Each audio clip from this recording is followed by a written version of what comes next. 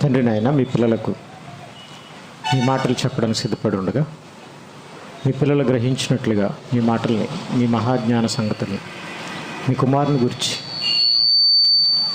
వివరించి చెప్పడానికి మీ కృపలో నన్ను బలపరచమని, మీ పిల్లలు గ్రహించినట్లుగా వివరించడానికి సహాయాన్ని అనుగ్రహించమని, తోడే నడిపించమని మీ ప్రియకుమారుడును మా రక్షకుడినైన యేసుక్రీస్తు ప్రభువారి పేరట ఈ ప్రార్థన సమర్పించి అడిగి వేడుకుంటున్నాం తండ్రి. ఆమేన్. ప్రియమైన వారలారా, యేసుక్రీస్తు ప్రభువారు 2000 సంవత్సరాల క్రితం ఈ లోకంలో జన్మించడం మనందరికీ తెలిసిన విషయం.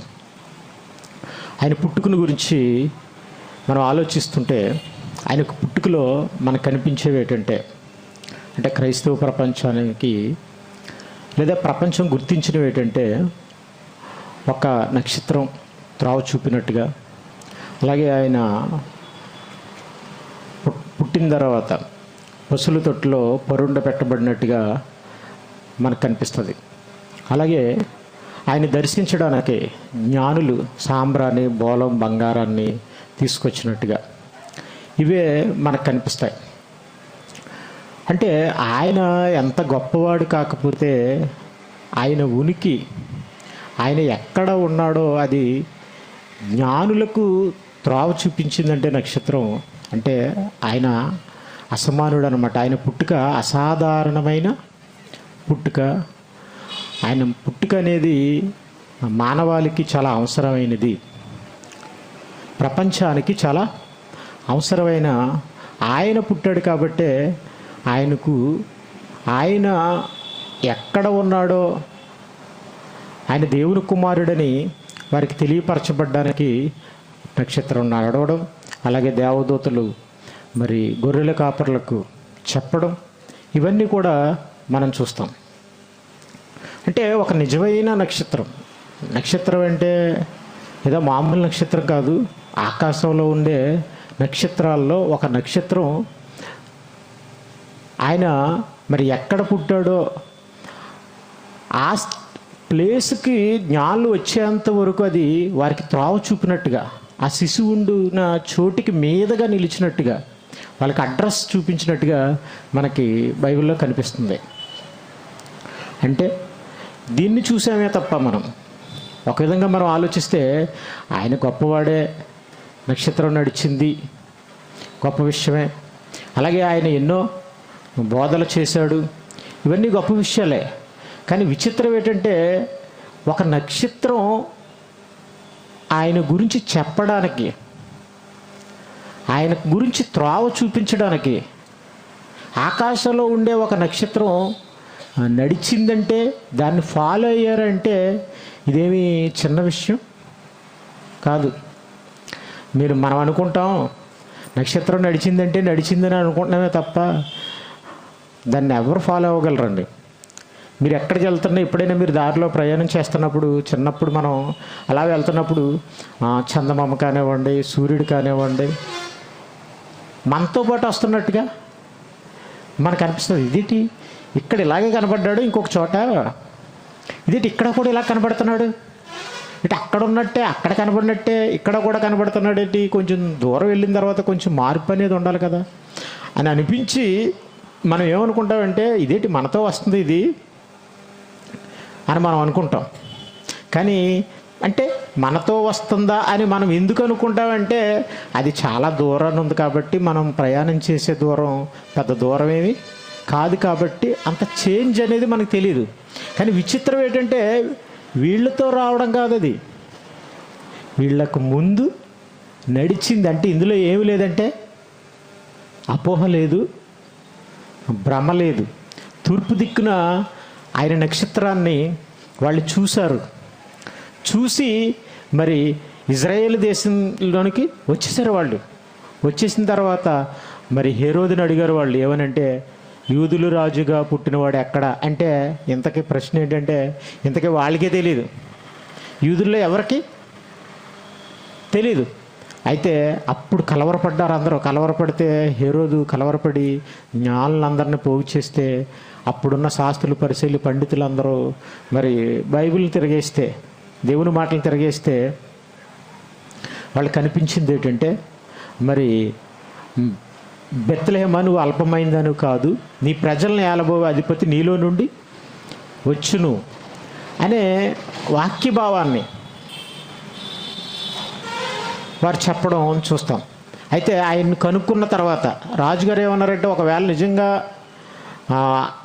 ఈ జ్ఞానులు, ఈ పండితులు కానివ్వండి, బైబిల్ పరిశీలించి వాళ్ళకి సమాధానం చెప్పిన పండితులు కానివ్వండి, లేదా రాజు కానివ్వండి, ఎక్కడో తూర్పు దిక్కు నుండి ఒక నక్షత్రాన్ని చూసి దాన్ని వెంబడించి రాజుగా ఒక ఆయన పుట్టాడని వాళ్ళు చెప్పినప్పుడు వాళ్ళు ఏం చేయాలనుకుంటున్నారు? పదండి మనం కూడా వెళ్దామనాలి. అంటే వీళ్ళకి ఏమి బుద్ధి లేదంటే, వీళ్ళకి ఏమనిపించలేదంటే, ఏదో పుట్టాడంటే పుడితే పుట్టాడు, లేకపోతే లేదు, మనకేటి సంబంధం. కాకపోతే హేరోదుకి ఏంటంటే, రాజుగా ఒకడు పుట్టాడంటే నాకు కాంపిటీషన్ వస్తాడనే ఉద్దేశంతో అతనికి వెంటనే అతనిలో కలవరం మొదలై ఏమనుకున్నాడంటే, అతను చంపేయాలనుకున్నాడు, చంపించాలనుకున్నాడు. అందుకనే ఏమన్నాడంటే, మీరు అతన్ని కనుగొన్న తర్వాత నాకు తెలియపరచండి అని ఒక సమాధానం చెప్పాడు. అయితే వాళ్ళకి త్రోవ మరలా చూపించడం మాత్రం మళ్ళీ ప్రారంభమైనట్టుగా మనకు కనిపిస్తుంది దేవుని మాటలో. నక్షత్రం అక్కడతో ఆగిపోలేదు. ఆ దేశానికి వచ్చిన తర్వాత నక్షత్రం, ఆ నడిచిన నక్షత్రం, వారికి ముందుగా నడిచిన నక్షత్రం అక్కడతో ఆగిపోకుండా ఆ శిశువు ఉండిన చోటికి, దాని మీదకి వచ్చి ఆగిపోయినట్టుగా మనకు కనిపిస్తుంది. అంటే నిజంగా ఒక నక్షత్రమే ఒకవేళ త్రోవ చూపించిందంటే ఆయన ఎంత గొప్పవాడో ఒకసారి మీరు ఆలోచించండి. నిజంగా ఆకాశంలో ఉండేవి నిజమైన నక్షత్రాలు. అక్కడ మనం అర్థం చేసుకోవాల్సింది ఏంటంటే, నక్షత్రానికి తెలుసు యేసుక్రీస్తు పుట్టాడని. ప్రకృతిలో ప్రతిదానికి తెలుసు దేవుడు ఎవరో అని, ప్రకృతిలో ప్రతిదానికి తెలుసు. కానీ చెప్పిన, ఒకవేళ నక్షత్రం త్రోవ చూపిన, పగటికి పగలు రాత్రికి రాత్రి బోధ చేసినా కానీ మనిషి దాన్ని గ్రహించలేకపోతున్నాడు. ఆ రోజున వాళ్ళు నక్షత్రాన్ని చూసి మేము వచ్చామని చెప్పినప్పుడు వాళ్ళు గ్రహించలేదు. నిజంగా గ్రహించుంటే, దాన్ని నమ్మితే నిజంగా వాళ్ళతో పాటు వాళ్ళు ఆయన పూజించడానికి వెళ్ళుండేవారు. కాబట్టి మనకేమర్థం అవుతుందంటే, ప్రకృతికి ఆయన తెలుసు, ప్రకృతి ఆయనను మనకు చూపించాలనుకుంటుంది, దేవుణ్ణి మనకు చూపించాలనుకుంటుంది, చెప్పాలనుకుంటుంది. అదే బైబిల్లో మనకు కనిపిస్తుంది. అదే యేసుక్రీస్తు పుట్టుకలో జరిగింది. నిజమైన ఒక నక్షత్రం ఆ పని చేసింది. ఇప్పుడు సమాజంలో కొంతమందిని మనం స్టార్స్ అంటున్నారు, మనందరికీ తెలిసిన విషయమే. ఎవరు స్టార్స్? సమాజంలో ఇప్పుడు బైబిల్లో యేసుప్రభువు వారి గురించి వేకుచుక్కని, స్టార్ అని చెప్పబడింది. Okay, right. దాని గురించి ఎంతమంది తెలుసా అన్నది పక్కన పెడదాం. మా యేసుప్రభువు వారు వేకుచుక్క అంటే, వేకుచుక్క అంటే మార్నింగ్ స్టార్, లేకపోతే బ్రైటింగ్ స్టార్, అంతే కదా. ఇలా అని మనం చెప్పొచ్చు. కానీ అలా చెప్తామంటే చెప్పం. ఒకవేళ చెప్పుంటే స్టార్ అనే పదం ఏ మనిషికి వాడి ఉండేవారు కాదు. ఈ రోజున కొంతమందికి స్టార్ అనే ట్యాగ్ తగిలించారు. కొంత సినిమా ఎవరికి అనుకుంటున్నారు? సినిమా యాక్టర్స్కి. ఏంటి, నటించేవాడు స్టారా? ఒకసారి స్టార్ ఏమైనా నటిస్తుందా అండి? నిజంగా వెలుగుతుందా? స్టార్ నటిస్తుందా, వెలుగుతుందా? నిజంగా అంటే నిజంగా వెలుగుతుంది. నటుడు స్టార్ ఎలా అవుతాడు అసలు? మనం ఏమంటాం తెలుసండి, నటించేవాడు ఎవడంటే దొంగ. ఎవడైనా దొంగతనం జరిగిందన్నప్పుడు, రా నువ్వు ఇంట్లో డబ్బులు తీసావా అని మన పిల్లల్ని అడిగామనుకోండి, వాడేమీ తీయలేదు. అబ్బా ఏమి నటించేస్తున్నావురా అని అంటాం మనం. అంటే ఇప్పుడు ఇంతకేంటి, దొంగతనం చేసి కూడా చెయ్యలేదు అని అంటే వాడిని ఏమంటున్నామంటే నటుడు అని అంటున్నాం. మరి అలాగే వీళ్ళు కూడా అబద్ధాన్ని నిజంగా కొట్టకపోయినా కొట్టినట్టు కదండి, డ్యాన్స్ వేయకపోయినా వేసినట్టు, అలాగే ఏడుపు రాకపోయినా ఏడ్చినట్టు నటిస్తే వాళ్ళకి పెట్టిన పేరు ఏంటో తెలుసండి? సమాజం ఇచ్చిన పేరు ఏంటి అనుకుంటున్నారు? Star, super star. ఏంటి సూపర్ ఏంటి అసలు? అసలు మీరు ఒకసారి ఆలోచించండి. సూపర్ అంటే ఏముంది? పోనీలేండి, ఏదో సూపర్ ఏదో కనపడ్డది అనుకుందాం. ఇంకొక ఆయన పేరు ఏం పేరు అనుకుంటున్నారు? Rebel star. రెబల్ ఏంటండి అసలు? రెబల్ అంటే తిరగబడిపోవడం. ఏ స్టార్ అయినా తిరగబడి గొడవలు పెట్టుకుంటే స్టార్ అవుతుందండి? గొడవలు పెట్టేసుకుంటాడండి, ఇతను చాలా మంచివాడండి అని అంటారు ఏంటండి మీరు? కానీ ఏంటంటే మన అభిమానం, అతను ఏంటంటే ఏదో ఫైటింగ్ చేస్తాడనో, ఏదో మన అభిమానం, పిచ్చి అభిమానం ఎలా ఉందంటే, రెబల్, మా ఓడు రెబలు, మేము రెబలు, అతను ఎవరు అనుకుంటున్నారు? Rebel star. అలాగే మెగాస్టార్ అంటే పెద్ద స్టార్, ఎందుకంటే కొంచెం పెద్ద పలుకుబడి ఉన్నా, లేదా సినిమాకి కొంచెం ఎక్కువ డబ్బులు తీసుకుంటున్నా, లేదా సినిమా వాళ్ళలో హీరోల్లో నెంబర్ 1 నటుడు అనుకోండి, అంటే నెంబర్ 1 దొంగ అనమాట ఒక విధంగా చెప్పాలంటే, ఆలోచించాలంటే. కానీ అతనికి ఇచ్చిన పేరు ఏమిటి అనుకుంటున్నారు? Mega star. ఇలా చాలామందికి స్టార్స్ ఇచ్చేసారండి. నిజంగా వీళ్ళందరూ నిజమైన స్టార్సా అంటే కాదు. వీళ్ళు రియల్ స్టార్స్, అంటే సినిమా స్టార్స్. వీళ్ళు నిజమైన నక్షత్రం అయితే ఏం చేసింది అనుకుంటున్నారు? యేసుప్రభువారి కోసం త్రోవ చూపించింది. ఒక విషయం మీరు ఆలోచించాలి. అసలు నక్షత్రం గొప్పదా లేదా యేసుప్రభువారు గొప్పవారా అని మనం ఆలోచిస్తే, యేసుప్రభువారు గొప్పవారు కాబట్టే ఆయన పుట్టుకను, ఆయన ఎక్కడ ఉన్నాడో ఆ ఉన్న ప్లేస్ను చూపించడానికి అది ఏం చేసింది అనుకుంటున్నారు? నడిచింది. అంటే ఆయన దగ్గరికి వచ్చిందనమాట. అయితే ఇప్పుడు యేసుప్రభువారిని కూడా స్టార్తో ఎందుకు పోల్చాడంటే, ఒక స్టార్ యేసుక్రీస్తు ఎక్కడున్నాడో చూపించిందంటే నిజంగా దాన్ని దేవుడు చేసినందుకు దానిపైన అది చేసింది. ఇంకొక మాటలో చెప్పుకోవాలంటే దాని రుణం అది తీర్చుకుంటుంది. దేవుడికి సేవ చేస్తుంది ప్రకృతి. బైబిల్ అంతా ఇదే చెప్తుంది కదా, ఇలాగే చెప్తుంది. ప్రకృతి అంతా ఆయన మాట వింటుంది, ఆయనకి సేవ చేస్తుందని. అందుకనే యేసుప్రభువారి గురించి బైబిల్ ఏం చెప్తుందో తెలుసండి? వేకువ చుక్క.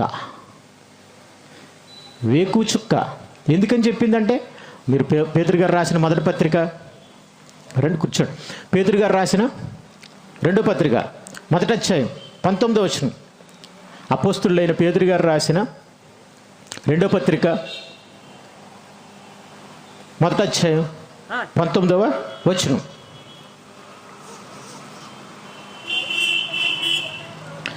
మరియు ఇంతకంటే స్థిరమైన ప్రవచన వాక్యం మనకున్నది, తెల్లవారి వేకు చుక్క మీ హృదయములలో ఉదయించు వరకు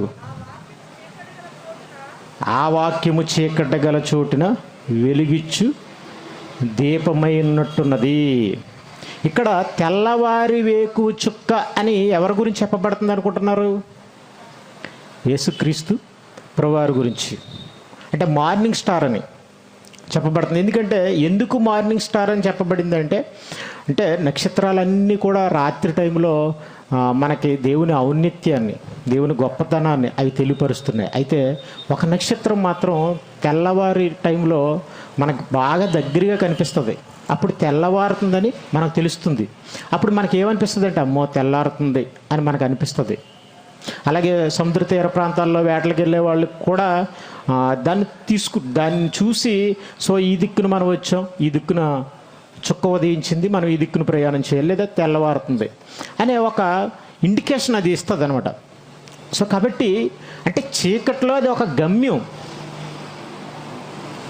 చీకట్లో అది మనకొక దిక్కులా మనకు ఉపయోగపడుతుంది. కాబట్టి దానితో యేసుప్రభువారిని పోల్చడం జరిగింది.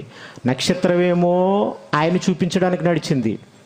ఇప్పుడు నక్షత్రం కంటే గొప్పవాడైన యేసుప్రభువారు మరి అది ఉదయించి అది ప్రకాశిస్తూ నడుస్తూ ఆ శిశువు ఉండిన చోటుకు వస్తే యేసుప్రభువారు ఎందుకు వచ్చాడు ఈ లోకానికంటే ఆయన కూడా ప్రకాశించడానికే వచ్చాడు. ఎక్కడ ప్రకాశించడానికి? ఎక్కడ ప్రకాశించడానికంటే మన హృదయాల్లో ప్రకాశించడానికి, మన హృదయాల్లో ప్రకాశించడానికి. ఎందుకంటే నిజమైన నక్షత్రం ఏమో ఆకాశాన్న ప్రకాశిస్తుంది, అది దేవుని ఔన్నత్యాన్ని తెలియపరుస్తుంది. కానీ సమాజం ఏమో చీకట్లో ఉండిపోయింది. చీకట్లో ఉండిపోయిందంటే సినిమా వాళ్ళని స్టార్స్ అంటున్నారు. నిజంగా స్టార్స్ కూడా చిరాకు వచ్చేద్దండి. స్టార్స్ సిగ్గుపడతాయి కదండి. మీకు ఒక విషయం తెలుసండి, స్టార్స్ సిగ్గుపడతాయి. ఎందుకంటే వాడు నటిస్తుంటే వాడిని స్టార్ అంటున్నావంటే, వాడి ఫైట్లు చేస్తుంటుంటే లేదా మనల్ని పాడు చేస్తుంటుంటే,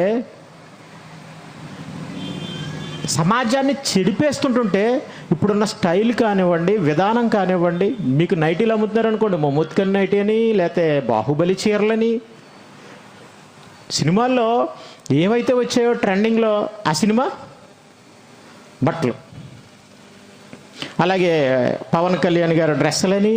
ఇంతకీ డ్రెస్ అంటే ఎలా తెలుసండి, ఆయన ఏదో సినిమాలో అండి ఆయన ఒక ప్యాంట్ వేసుకున్నాడండి. ఆ ప్యాంట్ ఎలా ఉంటుందంటే సగం విప్పేసినట్టు ఉంటుంది పైది. అదొక స్టైల్. అలాంటి డ్రెస్ ఎవరైనా చేసుకుంటే వాళ్ళని ఏమంటామంటే పోకిరి అని అంటాం. కానీ మన వాళ్ళు ఏమంటారు తెలుసా? మన వాళ్ళలో కొంతమంది మా దేవుడు అంటారు. సో కాబట్టి ఇలాంటి వాళ్ళని స్టార్స్ అంటుంటే నిజమైన స్టార్సే సిగ్గుపడతాయి. అంటే ప్రపంచం నిజానికి ఎంత దూరంగా ఉన్నారంటే, నిజంగా బైబిల్ ప్రకారంగా చెప్పాలంటే చీకటిలో ఉన్నారు, అజ్ఞానంలో ఉన్నారు, అసలు అంధకారంలో ఉన్నారు. వాళ్ళు జ్ఞానులమని చెప్పుకునిచు వారి అవివేక హృదయాలు ఏమైపోయాట? అంధకారమయమైపోయాయని బైబిల్ చెప్తుంది. అలాంటి హృదయాల్లో వెలుగివ్వడానికి యేసుప్రభువారు ఈ లోకానికి వచ్చారు. ఆ వెలుగు మన హృదయాల్లో ఇవ్వడానికి, ఆ వెలుగును మనం చూడగలగడానికి, లేదా మన హృదయాల్లో యేసుప్రభువారు ప్రకాశించడానికి ఒక దీపమే బైబిల్ మాటలు. తెల్లవారు వేకు చుక్క మీ హృదయాల్లో ఉదయించే వరకు ఆ వాక్యమట చీకటి గల చోటున లైట్ వెలిగిస్తుంది. ఎక్కడ? బాహ్య చీకటిలో. కానీ వాక్యం అంటే ఏంటంటే మాట, మంచి మాట కదండి. గొడ్డుకు ఒక దెబ్బ, మనిషికి ఒక మాట. అంటే అర్థం ఏంటంటే ఒక మంచి మాట మనిషిని మార్చగలదు. అలాంటి మంచి మాట అది దేవుని మాట అయితే తిరుగులేదన్నమాట. దానికి తిరుగులేదు. అందుకని బైబిల్ ఏం చెప్తుంది అనుకున్నారు? పైన ఇంతకంటే స్థిరమైన ప్రవచన వాక్యం అనగా ముందుగానే చెప్పబడిన దేవుని మాట మనకున్నది. ఎందుకంటే తెల్లవారి వేకు చుక్క మీ హృదయాల్లో ఉదయించే వరకు ప్రవచనంగా యేసుప్రభువారి కోసం ముందుగానే ఎందుకు దేవుని మాటలు చెప్పబడ్డాయంటే, యేసుప్రభువారు మన హృదయాల్లోనికి రావాలి, ఉదయించాలి ఆయన. కాబట్టి చీకటి గల చోటున దీపమైనట్టు ఉన్నది, దాని యందు మీరు లక్ష్యం ఉంచిన ఎడల మీకు మేలు.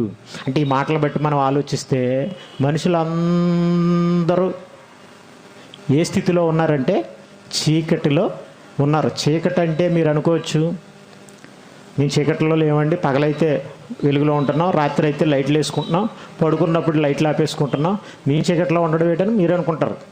కానీ అజ్ఞానాన్ని, సత్యానికి దూరంగా ఉండడాన్ని బైబిల్ ఏం చెప్తుంది తెలుసా? చీకటి, పాపంలో ఉండడం కూడా చీకటితో బైబిల్ పోల్చింది. కాబట్టి ఇలా మనం ఆలోచిస్తే ప్రపంచం అంతా మనుషుల హృదయాల్లో ఏముందనుకుంటున్నారు? చీకటి ఉంది. ఆ చీకటిని పారద్రోలడానికి యేసుప్రభువారు వచ్చి ఏం చేశారో తెలుసండి? తిరిగారండి, నడిచాడండి. ఆయన అనేక ప్రాంతాలకు వెళ్ళి సువార్తను ప్రకటించాడు. ఎందుకు ఒకసారి మీరు ఆలోచించండి. నక్షత్రం ఆయన కోసం నడిస్తే నక్షత్రం కంటే గొప్పవాడైన వేకు చుక్కైన యేసుప్రభువారు మనల్ని కాపాడడానికి ఆయన నడిచాడు. నడవడం అంటే మామూలుగా నడవలేదు ఆయన. అప్పుడప్పుడు ఎమ్మెల్యేలు, మంత్రులు, ముఖ్యమంత్రులు నడుస్తారు కదండి. తుఫాను వచ్చిందనుకోండి, అలా నడుస్తారు, వెళ్ళిపోతారు. లేదా ఏరియల్ సర్వే అంటారు, గాల్లో తిరుగుతారు, వెళ్ళిపోతారు. కానీ ఆయన అలా రాలేదే. ఆయన ఎలా వచ్చాడో తెలుసండి? నడిచాడు, తన కాళ్ళతోనే నడిచాడు, పల్లకీలో మోయించుకోలేదు. అవకాశం ఉంది కదండి, అలాంటివి ఏమి ఉపయోగించుకోలేదు. నడిచాడు. అవసరమైతే దప్పుకునేంత స్థితిలో కూడా ప్రయాణం చేశాడు, నడిచాడు. అవసరమైతే భోంచేయమన్నా కూడా ఏమన్నాడంటే, నా తండ్రి పని తొదముట్టించడం. ఏంటి తండ్రి పని అంటే? తండ్రి పని తొదముట్టించడం ఏంటండి? తండ్రి పని అంటే తండ్రికి ఏదో పువ్వులు, అరటిపళ్ళు, కొబ్బరికాయలు ఇలాంటివి ఇచ్చేయడం కాదండి. ఏంటి తెలుసా? నా తండ్రి పని అంటే ఏంటంటే వాళ్ళకి దేవుని గురించి బోధ చేయడం, సత్యాన్ని చెప్పడమే, తెలియని వారికి చెప్పడమే ఆయనకు తండ్రి పని. నా తండ్రి పని తుదముట్టించుట నాకు ఆహారమై ఉన్నది. అంటే పరిశుద్ధమైన జీవితాన్ని బ్రతికడైన మనిషిని మార్చే ఎన్నో మాటల్ని చెప్పాడు. నిజంగా ఈ లోకం శాశ్వతం కాదని, పరలోకం కోసమే మనం బ్రతకాలని, నేనే మార్గం, నేనే సత్యం, నేనే జీవం అని చెప్పి సమాజంలో ఏం చెప్పాడో తెలుసండి? నా ద్వారా తప్ప ఎవడను తండ్రి వద్దకు రాడు. ఎందుకంటే దేవుడి కోసం చెప్పింది ఆయనే, తండ్రి కోసం చెప్పింది ఆయనే, పరలోకం కోసం చెప్పింది ఆయనే. అలాగే పరలోకం వెళ్ళాలంటే ఎలా బ్రతికితే వెళ్తారో చెప్పింది కూడా ఆయనే. మీరు ఆయన మాటల్లో తండ్రి కనిపిస్తాడు, దేవుడు తండ్రిగా కనిపిస్తాడు మనకి. అలాగే ఆయన మాటల్లో పరలోకం కోసమే మనం ఈ భూమి మీద ఉన్నామని కనిపిస్తుంది. ఏమన్నాడు తెలుసండి? రాజు తన కుడివైపు ఉన్న వారిని చూసి ఏమంటాడు అన్నాడు తెలుసా? లోకం పుట్టినది మొదలుకొని మీకోసం సిద్ధపరచబడిన రాజ్యాన్ని స్వతంత్రించుకోండి. ఒక మాట ఆలోచించండి.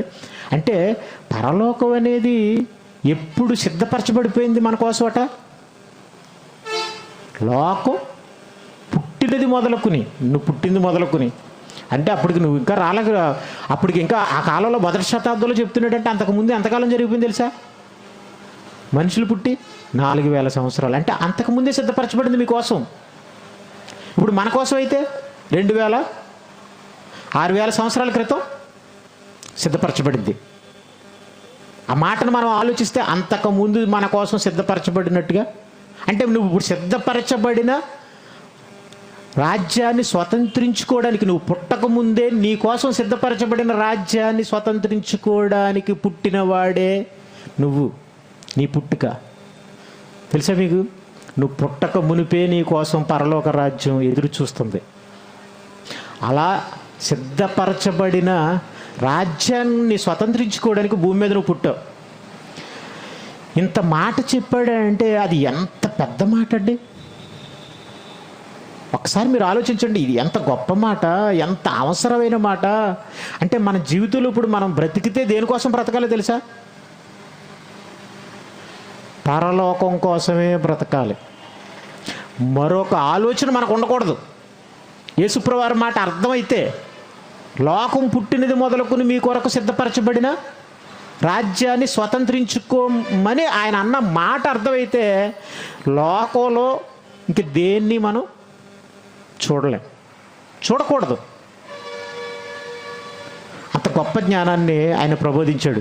అంటే ఆయన మాటల్లో మనకి ఏం కనిపిస్తుంది అనుకున్నారు? పరలోకం, తండ్రి. ఇదిగో నువ్వు పుట్టక మునిపే నీ కోసం సిద్ధపరచబడింది. నువ్వు పుట్టావు, పుట్టిన తర్వాత నీకు తర్వాత అర్థమైన తర్వాత కూడా కొంచెం అటు ఇటుగా ఉంటే ఉండొచ్చు. ఎందుకంటే అసలు ప్రపంచమే చెడిపోయింది, ప్రపంచమే చీకట్లో ఉంది. అలాగే మన శరీరంతో ఉన్నంతకాలం కూడా బైబిల్ ఏం చెప్తుంది అనుకుంటున్నారు? ప్రభువుకు దూరంగా ఉన్నామంట. దూరంగా ఉన్నామంటే అర్థం ఏంటంటే, అసలు ఆయన మనలో ఎవరికి దూరంగా ఉండేవాడు కాడని బైబిల్ చెప్తుంది.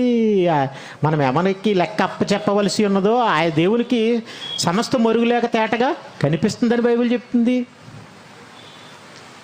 మరి ప్రభువుకు దూరంగా ఉండడం అంటే అర్థం ఏంటో తెలుసండి? అంటే పరిస్థితులు అనమాట, ఆలోచనలు.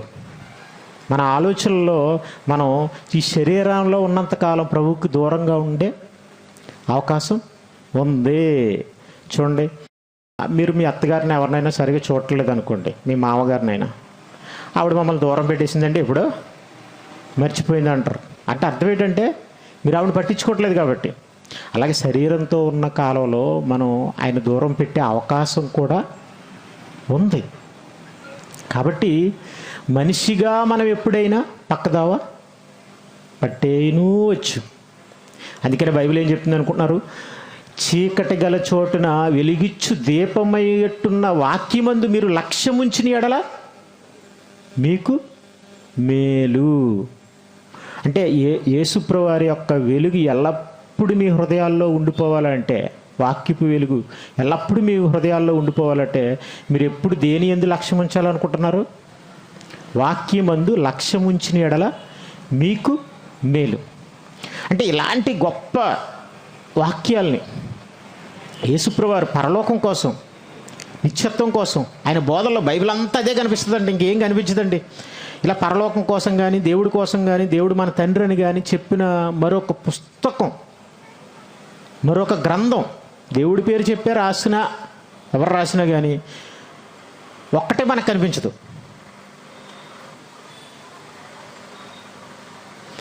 ఒకటి మనకు కనిపించదండి.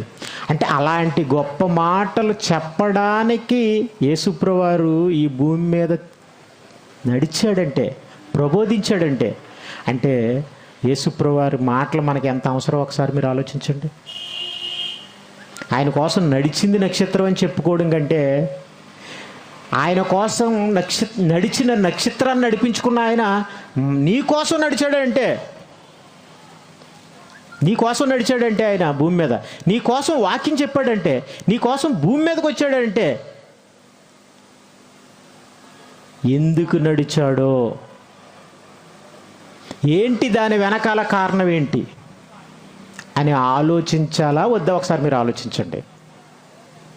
మరో మాటలో చెప్పాలంటే, ఆయన ఉన్న చోటు చూపించడానికి నక్షత్రం నడిచింది, నీకు పరలోకాన్ని చూపించడానికి, లేదా నిన్ను పరలోకానికి చేర్చడానికి, తీసుకువెళ్ళడానికి ఒక నక్షత్రం వచ్చింది, భూమి మీద నడిచింది. ఆ నక్షత్రమే ఎవరు అనుకుంటున్నారు? యేసుప్రభువు వారు. ఆయనే మార్నింగ్ స్టార్, బ్రైటింగ్ స్టార్. ఆయన రియల్ స్టార్, రియల్ స్టార్ కాదు, రియల్ స్టార్ కాదండి, ఆయన నిజమైన స్టార్. అందుకని ఆయన గురించి ఆయనే చెప్పుకున్నాడు. ఏమని తెలుసా? నేను ప్రకాశమానమైన వేకువ చుక్కను అని చెప్పుకున్నాడండి. ఎందుకంటే వెలుగంటే ఏంటనుకుంటున్నారు? మంచి వెలుగుని దేంతో పోల్చాలి మనం? మంచితో పోల్చాలి, సత్యంతో పోల్చాలి. అంతే తప్ప ఆ దొంగోడిని కూడా మన స్టార్తో పోల్చామనుకోండి, ఏంటి ప్రయోజనం? వాళ్ళు ఏమంటారు తెలుసా? నటులు అనగానే కళ్ళమ్మ తల్లికి సేవ అంటారు, చోరకల అంటారు. తెలుసా? చోరకల అంటే ఏంటి తెలుసా మీకు? దొంగతనం చేయడం కూడా ఒక కళ. మరి వాడిని కూడా స్టార్తో పోలిద్దాం ఏంటండి? నటించేవాడు స్టార్ కదండి, నిజంగా జీవించేవాడు స్టార్. అయితే బైబిల్ ఏం చెప్తుందో కొన్ని విషయాలు మనం ముందుగా ఆలోచిద్దాం. ఎఫెసీయులకు రాసిన పత్రిక 5వ అధ్యాయం 8వ వచనం.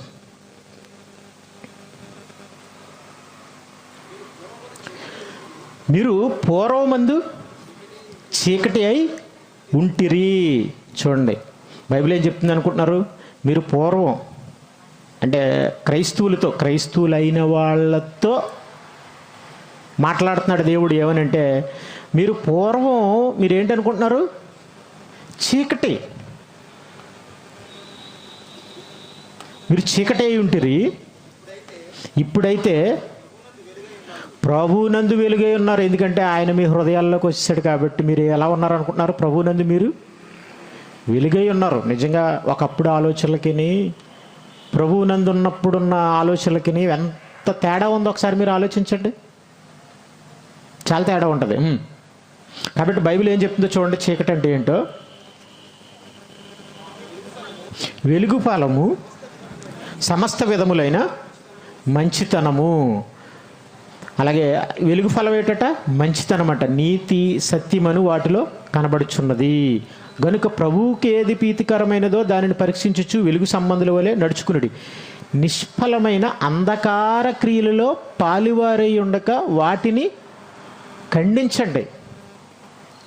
మనం ప్రభువునందు పూర్వం చీకటే ఉన్నామంటే, చీకటి అంటే దేని గురించి చెప్తున్నాడంటే నిష్ఫలమైన, అంటే ఫలం లేనివి, ఫలితం లేనివి అంధకార క్రియల్లో పాలువారై ఉండక వాటిని ఖండించండి. దొంగతనం ఎవరికి చూడకుండా, ఎవరికి తెలియకుండా అర్ధరాత్రి, అంతే కదండి, అందరు పడుకున్నప్పుడు చీకట్లో చేస్తాడు. వ్యభిచారం, ఇవన్నీ కూడా అంధకార సంబంధమైన క్రియలు.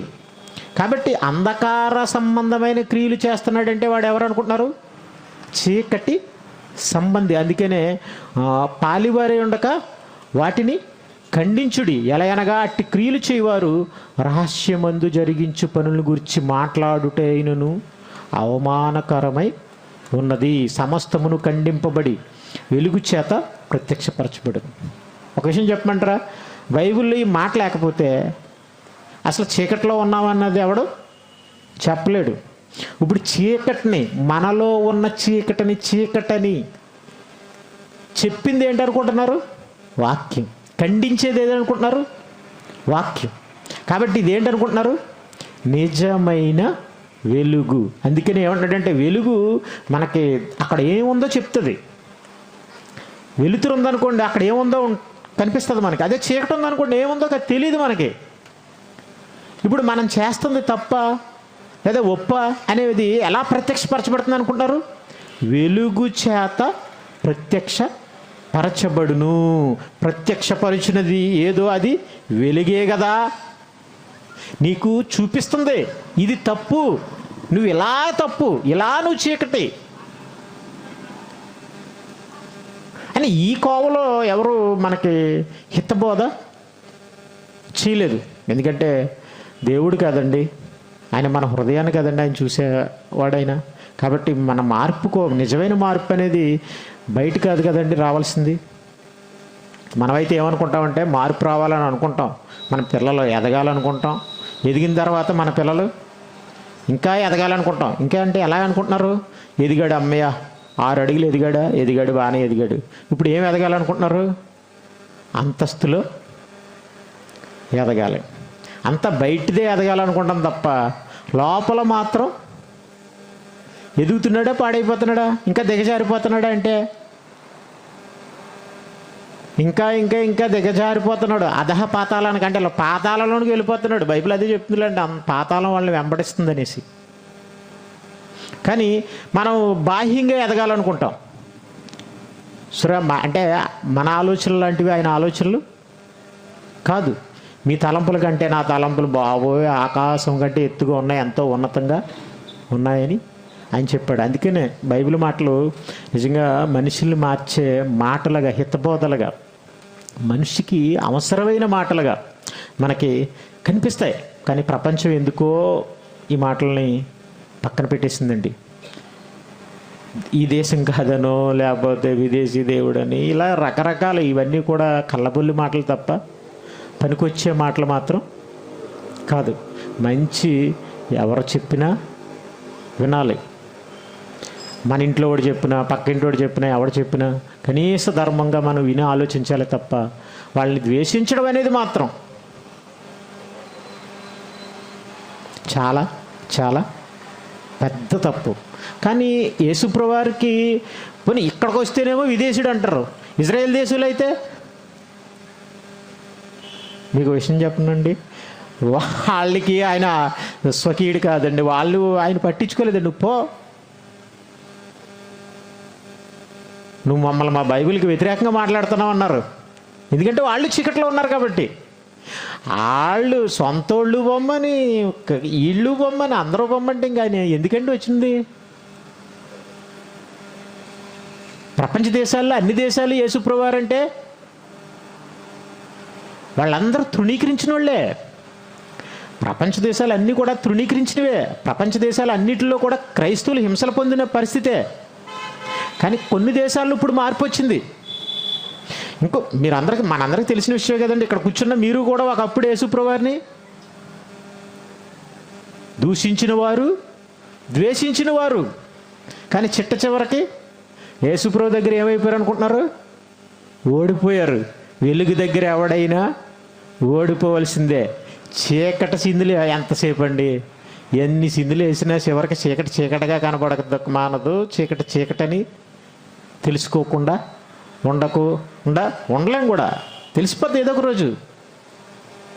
వాన వచ్చిన తర్వాత తెలిసిపోయినట్టు ఈరోజు రాత్రి వచ్చిందా తర్వాత పగలు వస్తుందా రాదా? తప్పనిసరిగా రావాల్సిందే. అలా మన జీవితంలో ఏదో ఒకలా ఆయన ఉదయించాడు. ఇంకా మనం చూస్తే రోమపత్రిక 13వ అధ్యాయం 12-13 వచనాలు.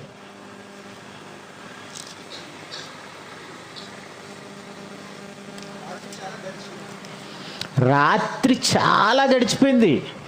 ప్రకృతిలో అయితే రాత్రి ఏంటంటే 12 గంటలు, పగలైతే 12 గంటలు. ప్రకృతిలో రాత్రి నువ్వు పడుకోవడానికి, రెస్ట్ తీసుకోవడానికి, పగలు నువ్వు పని చేసుకోవడానికి. దానికి ఒక సిస్టమ్ ఉంది, మంచిదే, ప్రాబ్లం ఏమీ లేదు. ప్రకృతిలో రాత్రి మంచిది. మీరు పగల పడుకున్నారనుకోండి, మీకు అలసట తీరదు, నిద్ర పట్టదు. మీరు పగల పొద్దుటి నుంచి సాయంకాలం వరకు పడుకోగలరా? పడుకోలేరు. ఒకవేళ పడుకోవాలనుకున్నా ఇంట్లో తలుపులన్నీ క్లోజ్ చేసుకోవాలి. మధ్యలో బ్రేక్, మనకి తిండికి కూడా మెలుగు వచ్చేద్ది, జీవ గడియారం కొట్టేద్ది. అదే రాత్రి పడుకుంటే హ్యాపీగా పొద్దుటి వరకు పడుకుంటాం. కానీ రాత్రి నిద్ర మనకు మంచిది. కాబట్టి ఈ రాత్రి పగలు అనేవి మనకు మంచివే. కానీ మన జీవితంలో చీకటి ఉంది చూసారా? అంధకార క్రియలని బైబిల్ చెప్పింది చూసారా? అది చీకటి. ఆ చీకటి ఉంది చూసారా? ఆ చీకటి ఎన్నాళ్ళు జరిగిపోయిందంటే బైబిల్ చెప్తుంది చాలా కాలం అయిపోయిందని బైబిల్ చెప్తుంది. చదవండి. రాత్రి చాలా గడిచిపోయింది. నిజంగా మీ జీవితంలో రాత్రి గడిచిందా గడలేదా? అంటే చీకటి ఎంతకాలం గడిచిపోయి ఉంటుంది అంటే నువ్వు ఎప్పుడు నమ్ముకున్నావో అంతకు ముందటి కాలం గురించి ఆలోచించు. అంటే నాకు 24 సంవత్సరాలు వచ్చినప్పుడు ప్రభుని నమ్ముకున్నాను, తెలుసుకున్నాను. అంటే 24 సంవత్సరాలు నా జీవితంలో ఆల్మోస్ట్ ఏంటనుకుంటున్నారు? చీకట్లోనే గడిచిపోయింది. రాత్రి చాలా గడిచి పగలు సమీపముగా ఉన్నది గనక, అంటే వాక్యం చెప్పబడుతుంటుంటే మీకు ఏముంది అనుకుంటున్నారు? పగలేమైనట్టు సమీపంగా ఉంది. మీ జీవితంలో పగలు కావాలంటారా వద్దంటారా? ఉండాలి. అయితే మనము అంధకార క్రియలను విసర్జించి, అంటే చీకటిలో చేసే పనులను విసర్జించండి, తేజ సంబంధమైన యుద్ధోపకరణములు ధరించుకుందుము. అంటే బైబిల్ ప్రకారంగా చూస్తే ఇది ఒక యుద్ధం అండి. వాక్యం చెప్పడం అంటే ఏంటనుకుంటున్నారు? యుద్ధం, అజ్ఞానంపై దండయాత్ర. మనం చెప్తుంటుంటే అజ్ఞానంగా కనపడుతుందా? కనపడుతుంది. అలాగే అజ్ఞానంగా కనపడడం పక్కన పెట్టండి, మనం చెప్పింది కొంతమందికి నచ్చదు. మనం చెప్తుంటుంటే ఇలాంటి మీటింగ్స్ వద్దంటూ ఉంటారు. సో అంటే అప్పుడు మనం ఏం చేస్తున్నాం? పోరాటం జరుగుతుందా? పోరాటం జరుగుతుంది. మంచి చెప్పడానికి పోరాడాల్సి వస్తుంది. ధరించుకుందాము అని చెప్తూ ఏమంటున్నాడంటే తేజస్ సంబంధమైన యుద్ధోపకరణాలు ఏడనుకుంటున్నారు? ఇంకా బైబిలేనండి, నడుముకి సత్యమని దట్టి బైబిల్ చెప్పింది కదండి. ఇంక బైబిలే ధరించుకుందాము. అల్లరితో కూడిన ఆటపాటలైనను, ఇది ధరించుకోవాలంటే మీరు ఎన్ని మానేయాలన్నమాట. అల్లరితో కూడిన ఆటపాటలైనను, మత్తి అయినను లేకయు, కామ విలాసములైనను, పోకిరి చేష్టలైన లేకయు, కలహమైనను, మత్సరమైన లేకయు, పగట యందు నడుచుకున్నట్టు మర్యాదగా నడుచుకుందుము. అంటే ఇవన్నీ కూడా అల్లరితో కూడిన ఆటపాటలు, మత్తు, కామ విలాసాలు, పోకిరి చేష్టలు, ఇవన్నీ ఏంటనుకుంటున్నారు? మత్సరం, అసూయ, ఇవన్నీ ఉన్నాయి చూసారా? ఇవన్నీ చీకటి. ఇలా ఉన్న మన హృదయాలను మార్చడానికి, ఇవేమీ లేకుండా చేయడానికి ఈ లోకానికి ఆయన వచ్చాడు. అందుకే ఈ లోకానికి వచ్చాడు. ఆయనకు మన హృదయాల్లో మనం స్థానం ఇస్తే మన హృదయాలు ఏమైపోతాయి అనుకుంటున్నారు? మన హృదయాల్లో ఏముంటుంది అనుకుంటున్నారు? పగలు ఉంటుంది. లేకపోతే మీ హృదయాల్లో ఏముంటుంది అనుకుంటున్నారు?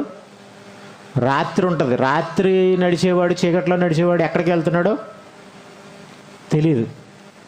సో కాబట్టి యేసుప్రభువారు ఆయన పగటిగా ఒక స్టార్గా వేకుచుక్కగా మన హృదయాల్లో ఉదయించి మనకి దారి చూపించి మనల్ని పరలోకానికి చేర్చడానికి వచ్చి ఈ భూమి మీద నడిచిన నక్షత్రం. ఆయనే నిజమైన నక్షత్రం. ఈ సినిమా వాళ్ళు అంటారా, ఈ సినిమా వాళ్ళు ఏం చేస్తారంటే, ఆ సినిమా వాళ్ళని ఇష్టపడ్డామనుకోండి, స్టార్స్ని ఏం చేస్తారంటే, పాలు ప్యాకెట్ ఇంట్లో ఎవరైనా అడిగారు అనుకోండి, వాళ్ళకి పాలు ప్యాకెట్ ఇవ్వడు. కానీ వీళ్ళు ఏం చేస్తారో తెలుసా, సినిమా హీరో కట్అవుట్ మీద ఏం చేస్తారు అనుకుంటున్నారు, పాలు ప్యాకెట్ ఇలా తీసి ఇలా పిండుతాడు. ఓహ్ ఏమి కేరింతలండి. భార్యకి పువ్వులు మల్లె పువ్వులు తేడేమో కానీ అభిమాన హీరోకి పెద్ద కటావిటెట్టి ఇక్కడి నుంచి ఇక్కడికి దింపేస్తాడు. అండ్ పూలు అట్టముక్క వేస్తే ఏమొస్తుందండి అసలు? అదేమన్నా వాసన పీలుతుంది ఏంటి? పెట్టుకుంటే నీ తలలో పెట్టుకోవాలి, లేకపోతే ఇంట్లో పెట్టుకుంటే ఏదో వాసన వస్తుంది. సరే ఇవన్నీ ఏమంటారు, ఇట్లన్నిటిని ఏమంటారు అనుకుంటారు? ఏం చేస్తున్నాడో, ఎందుకు చేస్తున్నాడో వృధాగా చేస్తున్నాడు. మరి వీళ్ళని ఏమంటారండి? అజ్ఞానం కాకపోతే, చీకటి కాకపోతే దీన్ని ఏమనాలి? సరే అంత భయంకరమైన పరిస్థితుల్లో ప్రపంచం ఉంది. అసలు ఏకంగా పనికి మళ్ళీ వాళ్ళు అయిపోయారు. కానీ దౌర్భాగ్యం ఏంటంటే క్రీస్తుని తెలుసుకోవడానికి మాత్రం ఇష్టం చూపించలేకపోతున్నారు, సుముఖత చూపించలేకపోతున్నారు. క్రీస్తుని నమ్మితే అదృష్టవంతుడండి. వాక్యమందు లక్ష్యం ఉంచితే వాడు అదృష్టవంతుడు. ఈ మధ్యకాలంలో సినిమాలు అనేవి వస్తాయి పోతాయి, అందులో కొన్ని మంచి ఉంటాయి, కొన్ని చెడ్డ ఉండొచ్చు, అటు ఇటు కావచ్చు, ఏదైనా కావచ్చులేండి. ఎందుకంటే ట్రాన్స్ మూవీ అనే ఒక మూవీ వచ్చింది. అప్పుడు అంటే క్రైస్తవ్యంలో ఇలా జరుగుతుంది కాబట్టి ఇది ఒక అవేర్నెస్ అని కొంతమంది దాన్ని సపోర్ట్ చేసిన వాళ్ళు ఉన్నారు క్రైస్తవులు. అలాగే మనకి దయామయుడు, కరుణామయుడు ఇలా మూవీస్ ఉన్నాయి కదండి, అవన్నీ మనకు నచ్చితే నచ్చవా? అవన్నీ మనం మంచి సినిమాలు అనుకుంటాం, చూడొచ్చు అనుకుంటాం. అలాగే ఆ మధ్యకాలంలో జై భీమ్ అనే ఒక సినిమా వచ్చింది. దానికోసం కూడా కొంతమంది చూడొచ్చు అని కూడా చెప్పారు. ఈ ధోరణి అంటే క్రైస్తవులుగా కొన్ని చూడండి, ఒక చరిత్రని ఒకవేళ తీశారు, అది లఘు చిత్రంగానో మరొక చిత్రంగానో ఎలాగో తీశారు అనుకుందాం, బాగా తీసాడు అనుకుందాం, అది బాగుంది అనుకుందాం, దానివల్ల మనకి ఏంటంటే ప్రయోజనం? కానీ క్రైస్తవ సేవకులు కూడా కొంతమంది ఈ సినిమా చూడండి బాగుంది అని చెప్పారండి. నాకు ఎక్కడ ఇదేంటంటే, సినిమా చూడండి బాగుందని మనం చెప్పాలండి? అసలు బైబిల్ చదవండి బాగుంటుందండి, ప్రార్థన చేసుకోండి బాగుంటుందండి, మీరు రోజు ప్రార్థన చేయండి, దివారాత్రులు ధ్యానించండి అని చెప్పాలి. అది ఎన్నిసార్లు చెప్పినా బోరు మాట ఏమి కాదు. ఒక ఆయన అయితే పలానా సినిమా చూడండి అని ఒక పోస్ట్ పెట్టాడండి, ఆల్రెడీ చెప్పేశాడు కూడా. ఎందుకంటే సినిమాల ద్వారా కూడా కొంచెం మంచి తీసుకోవచ్చు, కొంచెం మన చెడును వదిలేయచ్చు అని అతని హితబోధ. నిజంగా ఒకసారి మీరు ఆలోచించండి, సినిమాలో మంచి ఏంటంటే ఒక విధంగా అనుకుందాం, కథ మెయిన్ పాయింట్ ఉందనుకుందాం, అది మంచిది అనుకుందాం. కిందకి ఆ మెయిన్ పాయింట్ ఎవడో తీసుకోడు. ఏం తీసుకుంటాడు అనుకుంటున్నారు? ఆ హీరోని చేస్తాడు తప్ప కథను మాత్రం హీరోయిన్ చేయడు. వెళ్ళి కథకి లేదా పాయింట్, మెయిన్ పాయింట్ని తీసుకుని తను అనుసరిస్తే ఒకవేళ మంచి జరుగుతుంది అని అనుకుందాం. కానీ ఇంతకీ ఎవరికి అభిమానిగా మారిపోతాడు? హీరోకి. మీకు చెప్పాను కదండి, అల్లు అర్జున్ ఒక సినిమా తీస్తున్నాడండి, ఆయనకి ఒక పేరు పెట్టారు, ఐకాన్ స్టార్ అనేసి ఏదో పెట్టారు. ఈ సినిమా దగ్గర నుంచి ఐకాన్ స్టార్ అని వస్తుందని. ఏంటనుకుంటున్నారు? ఏ బిడ్డ ఇదినా అడ్డా అని ఒక అబ్బాయి ఇక్కడ అలా డ్యాన్స్ చేశాడా? మా అన్నయ్య వాళ్ళ అబ్బాయి కూడా ఏమన్నాడు తెలుసండి? జాగ్రత్త ఇలా అంటున్నాడండి. ఏంటి ఇలా అంటున్నాడంటే, వీడు ఇలా తయారయ్యాడు లాక్డౌన్లో ఇంట్లో వదిలేయడం వల్ల, లాక్డౌన్లో ఇంట్లో వదలడం వల్ల వీళ్ళు ఇలా తయారయ్యాడు, ఏం చేస్తాం అని అంటున్నారు. సరే మంచి చెడు అనేది ఏమి లేదండి. నువ్వు కథ ఏదో బాగుందని అనుకుంటున్నావు తప్ప, ఆ కథలో నటించిన హీరోవే రోల్ మోడల్ అవుతున్నాడు తప్ప కథ కూడా పట్టించుకోవట్లేదు. ఒక విషయం చెప్పమంటారా, మనం వే రైట్ అయితే, చెట్టు మంచిదైతే దాని ఫలం కూడా మంచిదే. చెట్టు ఒకవేళ చెడ్డదనుకోండి, దాని ఫలం కూడా చెడ్డదే. ఇప్పుడు సినిమా మంచిదందామా చెడ్డదందామా? ఈ సినిమా మంచిది, ఈ సినిమా చెడ్డది, లేదా ఈ సినిమాలో మంచి తీసుకుంటాను, ఈ సినిమాలో చెడ్డ వదిలేస్తానంటే నువ్వైతే తీసుకోగలవు అనుకుందాం. మామూలు వాడు ఏం తీసుకుంటాడు చెప్పండి? అందరికీ ఆ జ్ఞానం ఉంటుందా? లేదా అందరూ పని దానికి ఎడిట్ అయిపోయే అవకాశం ఉంది కదా. పోనీ ఏంటి అవసరం మహానుభావా అని మనం యేసుప్రభువారిని అడుగుదామా? లోకంలో మాకు అంత జ్ఞానం తెలియాలండి ప్రభువారు, మాకు లౌక్యం తెలియాలి, వాటి తెలియాలి, ఏం జరుగుతుందో తెలియాలి, ఏం జరిగిందో తెలియాలి, ఇవన్నీ తెలియాలి మహానుభావ, మాకు అన్నీ అవసరమా, మరి ఏం అవసరం బాబు అని అడిగితే యేసుప్రభువారు ఏమంటారో తెలుసండి? చాలా విచిత్రంగా ఉంటుంది, షాక్ కొట్టినట్టు ఉంటుంది మనందరికీ. ఈ మాట కఠినమైన మాట, దీన్ని ఎవడు నమ్మగలడు అని కూడా మీరు అనుకోవచ్చేమో కూడా. చూపిస్తాను చూడండి, మనందరికీ తెలిసిన విషయమే. లోకసువార్త ముగించేద్దాం. 10వ అధ్యాయం 41వ వచనం. అందుకు ప్రభు, మార్తా మార్తా, నీవు అనేకమైన పనుల గురించి విచారము కలిగి తొందరపడుచున్నావు. అనేకం. ఆవిడ అనేకమా? ఆవిడ ఎన్ని పనులు ఎట్టుకుందో 1, 2, 3 అని చెప్పచ్చు కదా. పోనీ కొన్ని పనులు ఎట్టుకున్నావమ్మా, నువ్వు తొందరపడుతున్నావు, వేస్ట్ అమ్మా, అవసరమైంది ఒక్కటే అని అన్నాడు. అంటే ఇందులో ఏదో ప్రపంచాన్ని దృష్టిలో పెట్టుకుని ప్రభు ఏమైనా అప్పటికప్పుడు మాటలు మాట్లాడతాడా? భవిష్యత్తుకి సంబంధించిన మాటలు కూడా మాట్లాడతాడా? భూత వర్తమాన భవిష్యత్తు కాలంలో ఉండివాడంటే అర్థం ఏంటంటే ఆయన మాటలు భూతకాలాన్ని చూపిస్తుంటాయి, వర్తమానాన్ని చూపిస్తుంటాయి, భవిష్యత్తుని కూడా సూచిస్తాయి.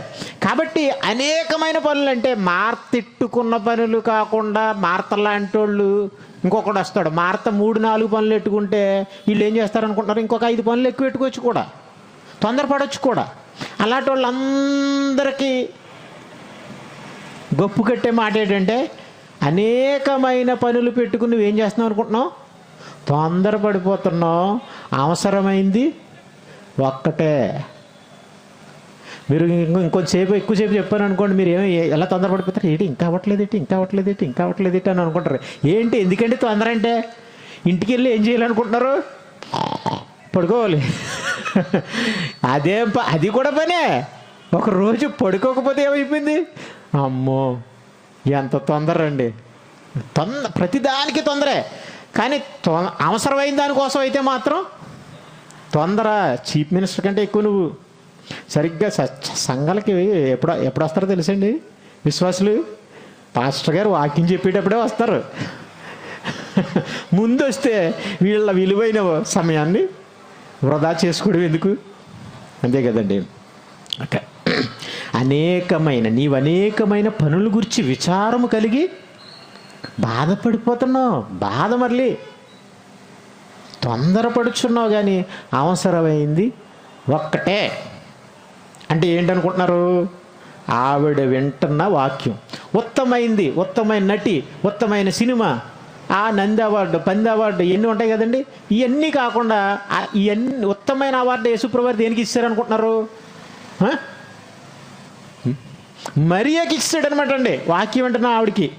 ఎవరు ఉత్తమైంది? మంచి చెడు తీసుకుంటారండి, సినిమా చూస్తారండి, వాక్యం చూస్తారండి, దేవుడు పని చేస్తారని అంటే వాళ్ళు ఉత్తమమైన వాళ్ళు. అంటే మరియ ఉత్తమమైన దాన్ని ఏర్పరచుకును. ఇప్పుడు ఇంతకీ ఉత్తమమైన నటి అనగానే మనం అబ్బా ఈవిడికి ఉత్తమమైన నటి అనే అవార్డు వచ్చిందండి అని అంటారు. మీరు ఇక్కడ యేసుప్రభువారు ఉత్తమమైన ఆవిడని ఒక ఆవిడికి బిరుదిచ్చారు. ఎవరికో తెలుసా? అనేక పనులు పెట్టుకోకుండా తొందరపడకుండా అవసరమైంది ఒక్కటేనని యేసుప్రభువారి ఎదురుగుండానే. నిజంగా ఒకసారి మీరు ఆలోచించండి. యేసుప్రభువారి దగ్గరే కూర్చుని వాక్యం వింటున్నప్పుడే ప్రభువా నీకు చింత లేదా అని యేసుప్రభువారిని తిట్టినట్టు, గద్దించినట్టు, యేసుప్రభువారికి బుద్ధి చెప్పినట్టు మాట్లాడుతుందంటే ఆవిడ నిజంగా మరీ కనుక ఒకవేళ మామూలు టైంలో ప్రార్థన చేసుకున్నా, మామూలు టైంలో వాక్యం చదువుకుంటున్నా ఏమంటుంది ఒకసారి మీరు ఆలోచించండి మార్త. అంటే అలాంటి అక్కయినా కానీ మరి ఏం చేసింది అనుకుంటున్నారు? యేసు పాదాల చెంత కూర్చుని వాక్యం వింటుంది. ఇప్పుడు నా పాయింట్ ఏంటంటే, ఇప్పుడు అసలు ఇక్కడ వాళ్ళు ఏం చేస్తున్నారు అనుకుంటున్నారు, ఆవిడ ఏం చేస్తుంది అని అనుకుందాం, మనం ఆలోచిద్దాం. ఎన్ని పనులు ఉంటాయండి, ఆవిడ గొడవ మనకు పక్కన పెడతాం. మనకి ఎన్ని పనులు ఉంటాయి? ఫుడ్ వండుకోవడం కానివ్వండి, ఇల్లు ఉడుచుకోవడం కానివ్వండి, ఇల్లు శుభ్రం చేసుకోవడం, లేదా ఆఫీస్కి వెళ్ళడం, ఇలా ఎన్నో ఉంటాయి కదండి. ఎన్ని పనులు చేసినా దేనికోసం అనుకుంటున్నారు? తినడం కోసం. ఆఫీస్కి ఎందుకు వెళ్తున్నారు మీరు? సరదాగా వెళ్తున్నారా ఏంటి? డబ్బులు సంపాదించుకోవడానికి. ఎండలు కాసేది ఎందుకురా అంటే, ఇలా చెప్తానులేండి, మళ్ళీ నాకు కష్టం, నాకు కొంచెం సులువుగా ఉంటుంది. ఎండలు కాసేది ఎందుకురా అంటే, మబ్బులు పట్టేటందుకు. మబ్బులు పట్టేది ఎందుకురా అంటే, వర్షం కురిసేటందుకు. వర్షం కురిసేది ఎందుకురా అంటే, పంటలు పండేటందుకు. పంటలు పండేటి ఎందుకురా అంటే, కోత కోసేటందుకు అని అనుకుందాం. పోనీ కోత కోసేది ఎందుకురా అంటే, కడుపులు నిండేటందుకు. కడుపులు నిండేది ఎందుకురా అంటే, మళ్ళీ పని చేసుకోవడం కోసం. అంతే కదండి. మరి మళ్ళీ కడుపు నింపుకోవడం కోసం. ఎటు తిరిగినా ఎక్కడికి వస్తారనుకుంటున్నాం మనం ఎన్ని చేసినా ఆ జానుడి పొట్ట కోసమే కదమ్మా. ఆహా, జానుడి పొట్ట కోసం ఎన్ని యుద్ధాలు, సంపాదన కోసం ఎన్ని యుద్ధాలు, ఎన్ని దొంగతనాలు, ఎన్ని దోపిడీలు, హత్యలు. కానీ అన్ని పనులు కంటే మనిషికి అవసరమైంది ఏంటి అనుకుంటున్నారు? ఒక్కటే. అంటే ఇప్పుడు మీరు ఈ మాటను బట్టి మీరు చూస్తే అవసరమైంది ఒక్కటే అంటే, ఇప్పుడు ఇంతకీ మీకు ఏం అవసరం? వాక్యం వినడం, వాక్యం చెప్పడం. అన్నం వండుకోకూడదు, మీరు ఆఫీస్కి వెళ్ళకూడదు, ఏమీ చేయకూడదు. ఈ మాట ప్రకారంగా అయితే ఆలోచిస్తే, ఇప్పుడు ఈ మాటను బట్టి మీరు ఆలోచిస్తే, సినిమా కూడా చూస్తానండి, మంచి తీసుకుంటానని అంటే, అందులోకి వెళ్ళి మంచి తీసుకోవాల్సినంత అవసరం లేదు. కానీ వాక్యంలో మంచి తీసుకుంటే చాలా బిడ్డ. అంటే అర్థం ఏంటంటే, వాక్యం నీకు ఇష్టం లేదు, లేదా వాక్యం కంటే కూడా ఏదో కావాలని. నిజంగా బయట దాంట్లో మనం ప్రమాదంలో పడే అవకాశం ఉంది. కానీ వాక్యంలో ఉంటే, కానీ మనకి ఏమీ లేదండి, ఏమీ తెలియదండి. వాక్యం తెలుసండి, చదువుకుంటాడండి, ప్రార్థన చేసుకుంటాడండి, వాక్యాన్ని ప్రకారంగా నడుచుకుంటాడండి, అందరికీ వాక్యం కూడా చెప్తుంటాడండి. తప్పేటి? వాడేం తప్పు చేస్తున్నట్టు కాదు. యేసు రియల్గా నిజమైన స్టార్ అంటే ఏం చెప్తాడు అనుకుంటున్నారు? నిజం ఏంటో చెప్తాడు. కొంతమందికి ఏం చెప్పాలో తెలియక ఏదో చూడండి, దురద చెవులు గలవారు ఉన్నట్టుగా సమాజంలో దురద చెవులు గలవారికి వాళ్ళకి అనుకూలమైన బోధన ఏం చేస్తున్నారు అనుకుంటున్నారు? వాళ్ళు బోధ చేస్తున్నారు. బైబిల్ ప్రకారంగా అయితే అసలు తిండి వండుకోకూడదు, కష్టపడకూడదు, ఏమీ చేయకూడదు, అవసరమైంది వాక్యం ఒక్కటే. అయితే మీరు యేసుప్రభు అని అడిగారు అనుకోండి, తిండి తినకూడదా? మరి యేసుప్రభు గారు మరి మేము వండుకోకూడదా అంటే, ఆ పంటలు పండించకూడదా అంటే, ఆయన ఏమంటాడు తెలుసండి? ఆయనకి ఏమీ ఆన్సర్ లేదని మీరు అనుకోకండి. అవసరమైంది ఒక్కటే అన్నాడంటే, మీరు ఎంత ప్రశ్న వేశారనుకోండి, ఏమంటాడు తెలుసా?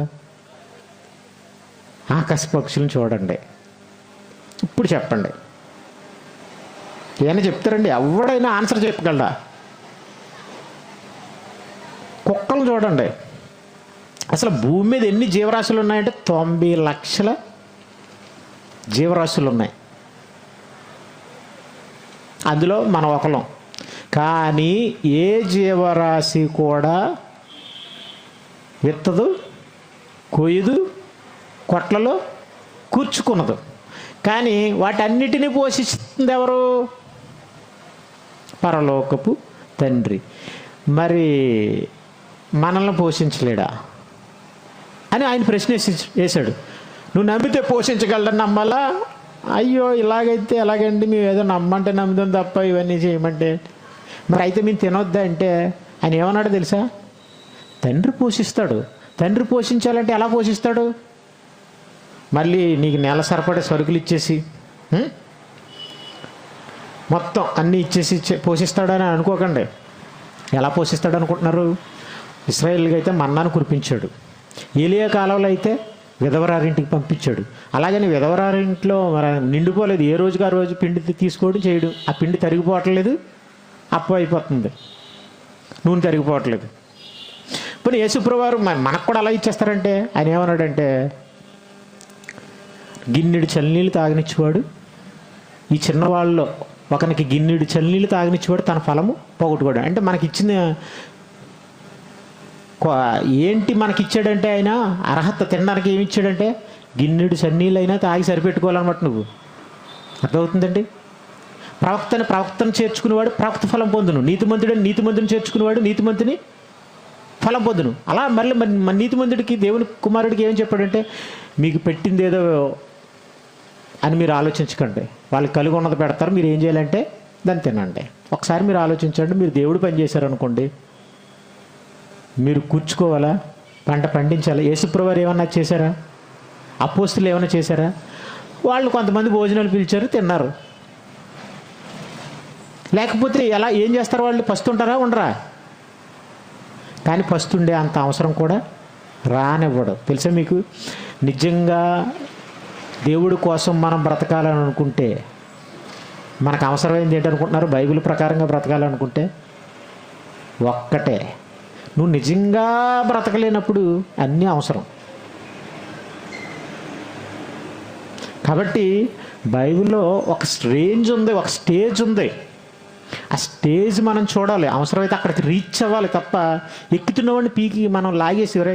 బైబిల్లో చాలా ఉంటాయి, మనకి లోకం కూడా తెలియాలి కదా. సినిమా కూడా చూసి అందులో మంచి తీసుకోండి, అందులో చెడు వదిలేండి. సినిమా కూడా మనకు అవసరం అన్నాం అనుకోండి, వీళ్ళని ఏమనాలి?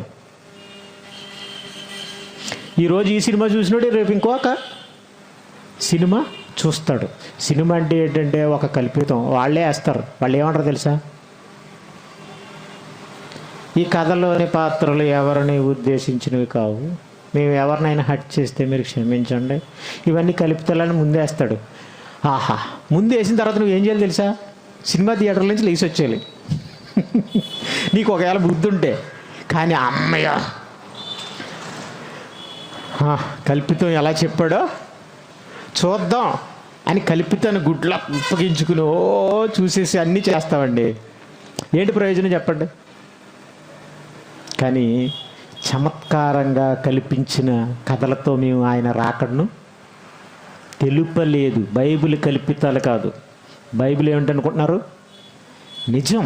మనుషుల చమత్కారంగా కల్పించిన కథల ప్రకారంగా ఆయన రాకడం మేము తెలపలేదు. ఆయన రాకడలో నక్షత్రం నడిచింది. నక్షత్రం నడిచిందంటే ఆయన ఇంకెంత గొప్పగా నడవాలో ఒకసారి మీరు ఆలోచించండి. అంతకు మించి మన హృదయాల్లో నక్షత్రం బాహ్యంగానే కాంతి ఇవ్వగలదు, అక్కడే ఉంటుంది దాని కాంతి. కానీ ఆయన ఎక్కడ ఉదయించాడో తెలుసా? హృదయంలో ఉదయించాడు. ఉదయించాలి, ఉదయించడానికి వచ్చాడు. కాబట్టి అందుకనే మనం గొప్పదనుకునే నక్షత్రం ఆకాశంలో నడిచింది. ఆయన అంత గొప్పవాడండి. అంత గొప్పవాడే నిజమైన స్టార్.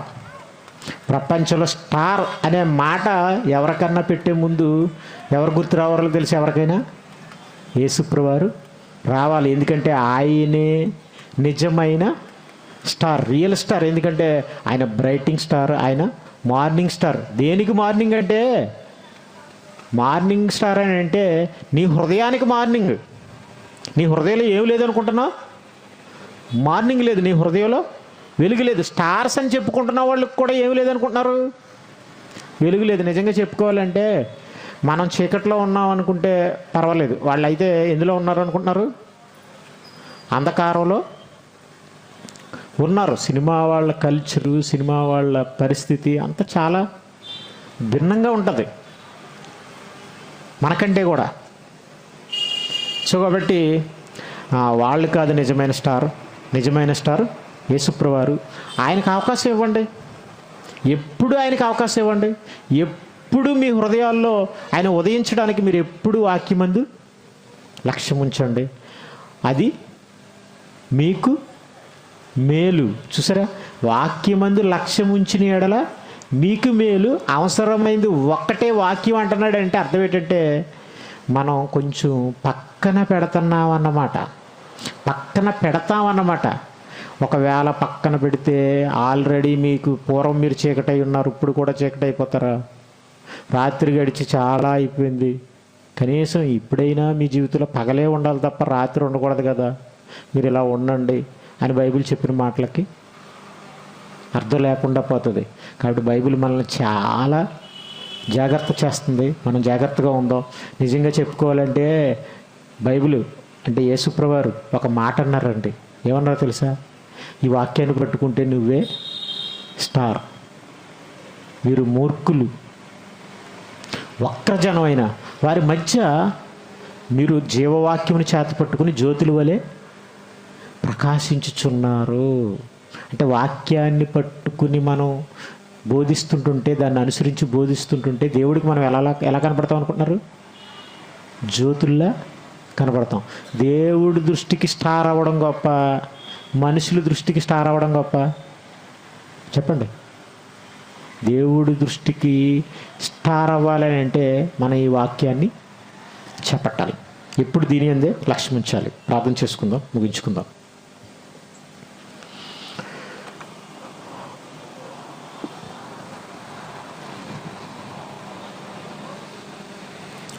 తండ్రి నాయన, మీ కుమారుని రాకల్లో ఏం జరిగింది అనే విషయాలు మీ మాటల్లో మేము ఆలోచించాం తండ్రి. ఎందుకు జరిగింది, తర్వాత ఏం జరగాలి అనే విషయాలను మేము ఆలోచించాం తండ్రి. మీ పిల్లలకు చెప్పాను తండ్రి.